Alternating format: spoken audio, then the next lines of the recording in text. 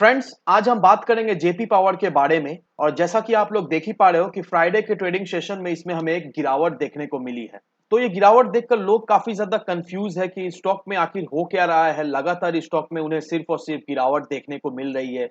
ये स्टॉक कुछ खास परफॉर्म नहीं कर रहा है जैसा इन्वेस्टर सोच रहे हैं कि ये स्टॉक में एक अच्छा खासा पुल बैक मिलेगा उन्हें, वैसा कुछ मिल नहीं रहा है और ये स्टॉक में सिर्फ और सिर्फ गिरावट देखने को मिल रही है। तो इन चीजों को लेकर इन्वेस्टर्स काफी कंफ्यूज है। तो अभी स्टॉक को लेकर हमारा अगला रणनीति क्या हो सकता है, अभी इसमें हमें एंट्री लेना सही होगा या नहीं, इन चीजों को हम लोग जानेंगे। और अब तक हम लोग सभी जान चुके होंगे कि इसने एक बहुत ही शानदार अपना क्वार्टर 3 का रिजल्ट पेश किया है। तो आज इस वीडियो के माध्यम से हम लोग जानेंगे इसका शॉर्ट टर्म टारगेट क्या निकल कर आ रहा है और साथ ही साथ इसका लॉन्ग टर्म टारगेट क्या हो सकता है। तो इन चीजों को हम लोग जानेंगे इस वीडियो में। और जेपी पावर से रिलेटेड क्या क्या अपडेट्स निकल कर आई है क्वार्टर 3 के रिजल्ट के अलावा, उसे भी हम लोग जानेंगे इस वीडियो के माध्यम से। तो ये वीडियो आप सभी लोगों के लिए इंपॉर्टेंट रहने वाली है। तो वीडियो को स्किप ना कर पूरा देखो ताकि आप चीजों को सही से समझ पाओ और अपनी खुद की इन्वेस्टमेंट डिसीजन ले पाओ। लेकिन दोस्तों, मेरी आपसे एक ही रिक्वेस्ट रहेगी कि चैनल को सब्सक्राइब और वीडियो को जरूर से लाइक कर देना ताकि आपको इस तरह की अपडेट्स रेगुलर बेसिस पर मिलती रहे। तो चलिए फ्रेंड्स, वीडियो को स्टार्ट करते हैं। तो सबसे पहले अगर इसके फ्राइडे के कारोबार पर नजर डालें तो स्टॉक जो है ओपन हुआ 8 रुपए 55 पैसे में,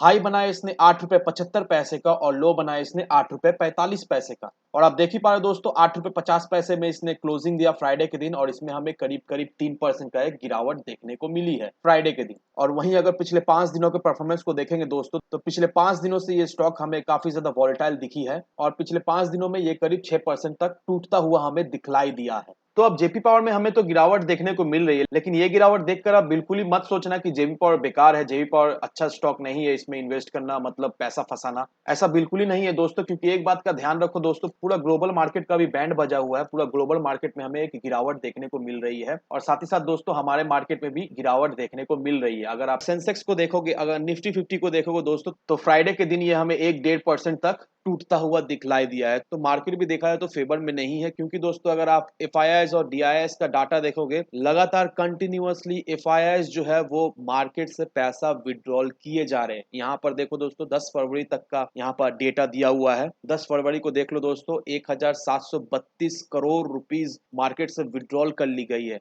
9 तारीख को देखो 892-93 करोड़ रुपीज उठा ली गई। अब मैं सारे अमाउंट तो बताऊंगा नहीं, आप यहाँ पर देख लो। अब यहाँ पर देखो दोस्तों, टोटल अमाउंट जो मार्केट से विड्रॉल कर ली गई है 2 तारीख से 10 तारीख के अंदर, वो है 9821 करोड़।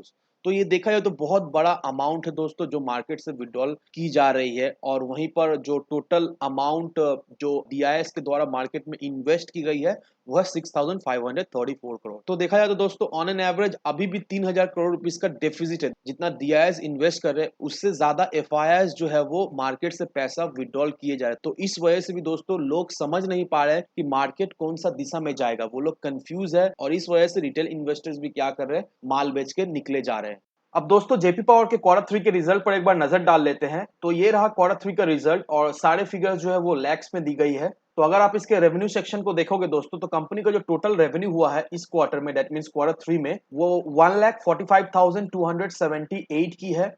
और अगर इसे पिछले क्वार्टर से आप कंपेयर करोगे तो पिछले क्वार्टर में जो कंपनी का जो रेवेन्यू था वो 94,845 का था। और अगर ईयर ऑन ईयर कंपेयर करोगे तो पिछले साल सेम क्वार्टर में कंपनी का जो रेवेन्यू था वो 95,627 lakhs की थी। तो ईयर ऑन ईयर देख लो, क्वार्टर ऑन क्वार्टर देख लो, हमें एक बहुत अच्छा खासा जंप मिला है रेवेन्यू में। और जो कंपनी का जो टोटल एक्सपेंस निकल कर आ रहा है इस क्वार्टर में वो 1,29,434 की है। और अब मेन चीज पर जाते हैं जो हम सभी लोगों के लिए बहुत ही इंपॉर्टेंट है, वो है इसका प्रॉफिट आफ्टर टैक्सेस।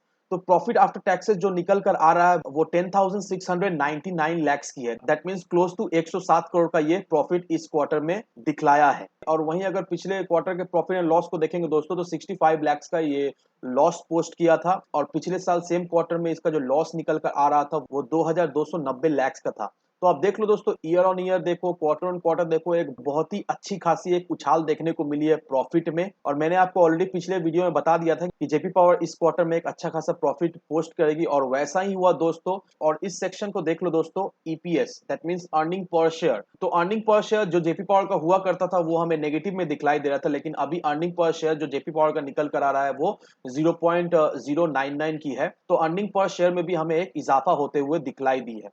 अब दोस्तों ये न्यूज़ को देख लो दोस्तों, ये न्यूज़ आप सभी लोगों के लिए बहुत ही इंपॉर्टेंट रहने वाली है अगर आप जेपी पावर या किसी भी पावर सेक्टर के स्टॉक में आप इन्वेस्ट करके रखे हो। तो ये न्यूज़ में यही बताया गया है, गवर्नमेंट ने ये बताया है कि कंपनी का जो डिपेंडेंसी है कोल इंपोर्ट में थर्मल कोल डिमांड को मीट करने के लिए, उसमें हमें बहुत ज़्यादा ही गिरावट देखने को मिली है, क्योंकि थर्मल कोल का जो डिमांड है वो अभी mainly Coal India, collieries company limited, captive mines, इन तीनों से अभी पूरा हो जा रही है। तो इस वजह से कोल का इंपोर्ट में हमें एक अच्छी खासी गिरावट देखने को मिली है। और पावर मिनिस्टर ने ये कहा है कि फाइनेंशियल ईयर 22-23 में 727 मिलियन टन डोमेस्टिक कोल यूज होगी कोल बेस्ड पावर जनरेशन करने में। अब यहाँ पर देखो दोस्तों कि इंडिया का जो डिपेंडेंसी है इंपोर्ट में for meeting thermal coal demand वो शार्पली रिड्यूस हो गई है। और फाइनेंशियल ईयर 23 में ये सब जो डिमांड है वो किन से फुलफिल होगी, वो सीआईएल से फुलफिल होगी, एससीसीएल से फुलफिल होगी और coal production for captive coal block से फुलफिल होगी। और कोल इंडिया लिमिटेड सीआईएल उन्होंने 50.7 मेट्रिक टन कोल जो है वो पावर सेक्टर को सप्लाई किया था लास्ट मंथ में। वो लोग 24% का ग्रोथ अब तक अचीव कर पाए हैं, जो लास्ट फाइनेंशियल ईयर जनवरी में जो कि 48.8 मेट्रिक टन हुआ करता था। तो ये आर्टिकल से हमें क्या समझ में आ रही है दोस्तों, ये आर्टिकल से हमें यही समझ में आ रही है कि कोल का जो इंपोर्ट का जो डिमांड है वो हमें शार्पली फॉल होते हुए दिखलाई दे रही है। और बेसिकली सीआईएल, एससीसीएल और coal production captive coal blocks, इन तीनों से डोमेस्टिक कोल का जो डिमांड है वो फुलफिल कर दी जाएगी। अब कोल इंपोर्ट करना बंद हो जाएगा तो इससे थर्मल पावर या जेपी पावर को किस तरह से बेनिफिट मिल सकती है, तो ये सवाल बहुत ही अच्छा होगा आपका अगर है तो। अब देखिए दोस्तों, अगर कोल इंपोर्ट करना पड़ता है तो उसका जो प्राइस है वो बढ़ जाता है। अगर कोल का अल्टीमेटली प्राइस बढ़ जाएगा तब वो इंपोर्ट किया हुआ कोल जब थर्मल पावर प्लांट के पास जाएगा तो उन्हें भी हाई प्राइस पे करना पड़ेगा। तो इस वजह से अल्टीमेटली देखा जाए तो क्या होता है, प्रोडक्शन का जो प्राइस होता है वो बढ़ जाता है। अगर प्रोडक्शन का प्राइस बढ़ जाएगा तो दोस्तों तो कंपनी का अल्टीमेटली देखा जाए तो प्रॉफिट हमें घटता हुआ दिखलाई देगा। तो इस वजह से अगर डोमेस्टिकली कोल का जो जितना भी रिक्वायरमेंट है अगर वो फुलफिल कर दी जाए तो प्रोडक्शन का जो प्राइस होगा उसमें हमें गिरावट देखने को मिलेगी और प्रॉफिट में हमें बढ़ोतरी देखने को मिलेगी। तो देखा जाए दोस्तों तो ये सब जो हो रही है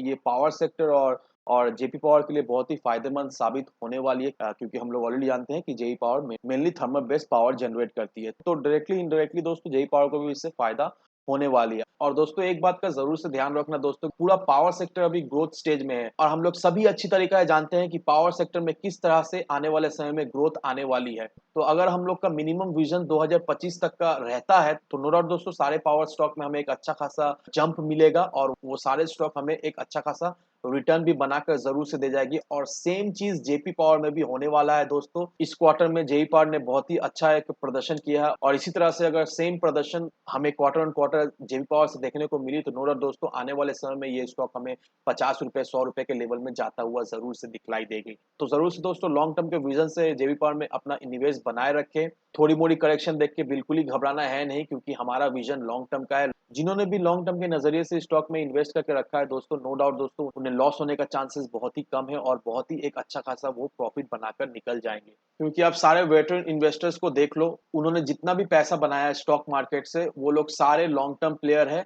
और लॉन्ग टर्म में होल्ड करने के बाद ही वो लोग आज इस मुकाम में खड़े हैं। तो जरूर से दोस्तों किसी भी स्टॉक में अगर आप इन्वेस्ट करते हो तो लॉन्ग टर्म का नजरिया लेके इन्वेस्ट करो, तो बहुत ही कम चांसेस हो जाता है आपको लॉस बियर करने का। और एक बात दोस्तों, विदाउट एनी डिटेल रिसर्च किए बिना कहीं पर भी इन्वेस्टमेंट ना करना। वीडियो अगर आपको पसंद है तो लाइक शेयर सब्सक्राइब जरूर करना। तो चलिए फ्रेंड्स, मिलते हैं हम अगले वीडियो में।